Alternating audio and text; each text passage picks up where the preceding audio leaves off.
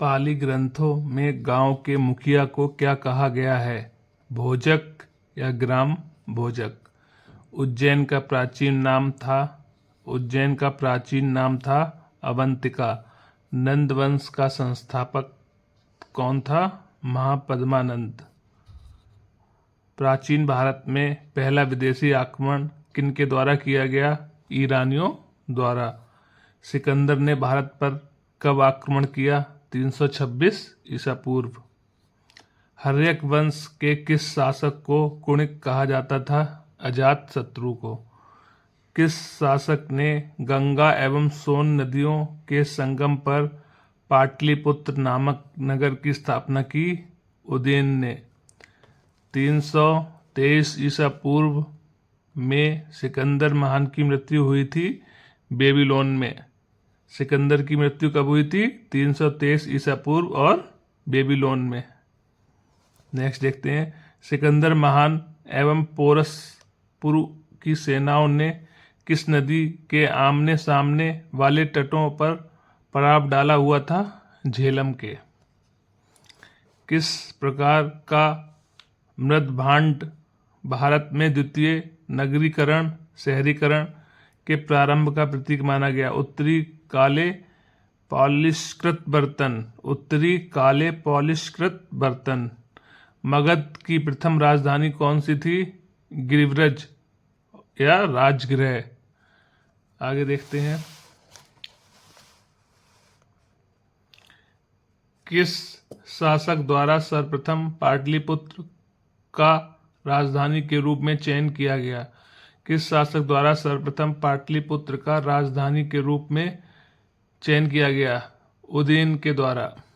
16 महाजनपदों की सूची उपलब्ध है अगुंतर निकाय में।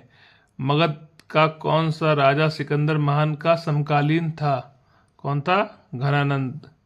प्रथम मगध साम्राज्य का उत्कर्ष किस सदी में हुआ था? प्रथम मगध साम्राज्य का उत्कर्ष किस सदी में हुआ था? 6ठी सदी ईसा पूर्व।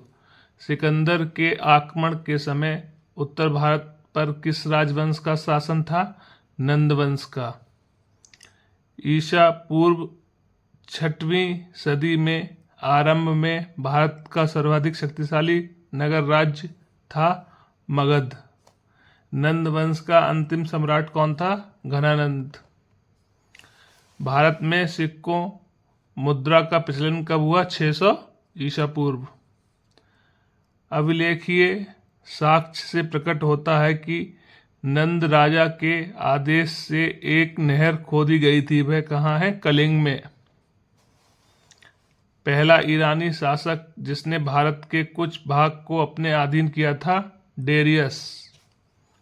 मगध के किस प्रारंभिक शासक ने राज्यारोहण के लिए अपने पिताजी की हत्या की एवं इसी कारणवश अपने पुत्र द्वारा मारा गया? अजात शत्रु।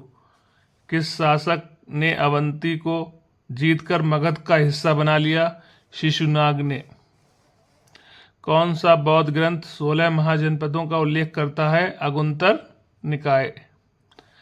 विश्व का पहला गणतंत्र वैशाली किसके द्वारा स्थापित किया गया? लिच्छवी द्वारा। प्राचीन श्रावस्ती का नगर विन्यास किस आकृति का है? अर्धचंद्राकार। मगध के सबसे प्राचीन वंश के संस्थापक कौन थे? बृहद्रथ।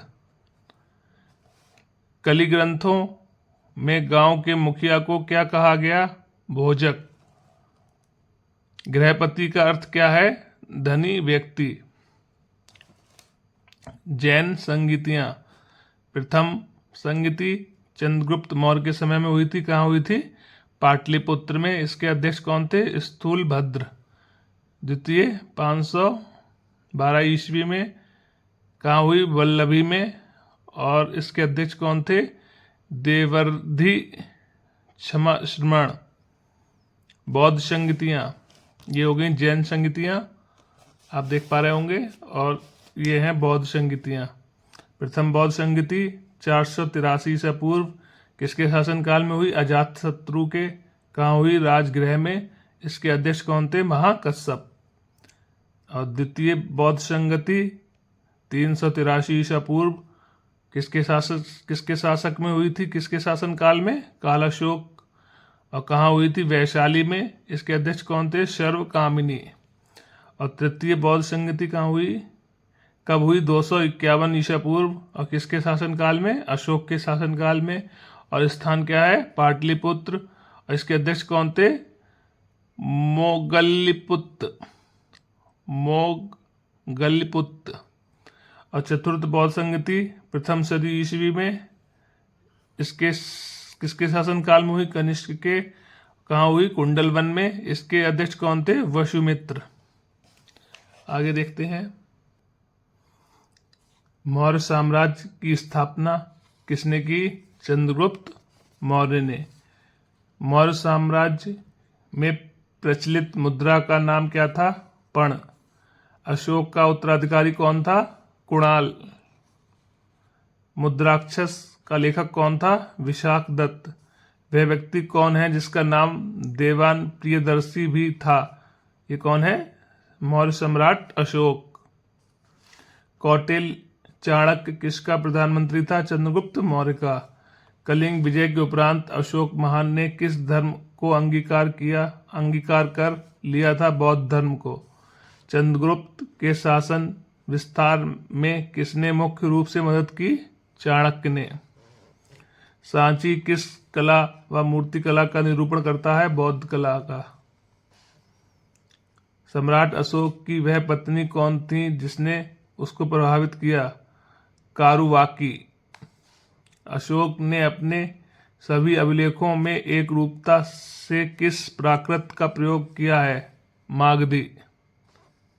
बिंदुसार ने विद्रोहियों को कुचलने के लिए अशोक को कहाँ भेजा था? तक्षशिला। मेगस्थनीज ने भारतीय समाज को कितनी श्रेणियों में विभाजित किया? 7 श्रेणियों में।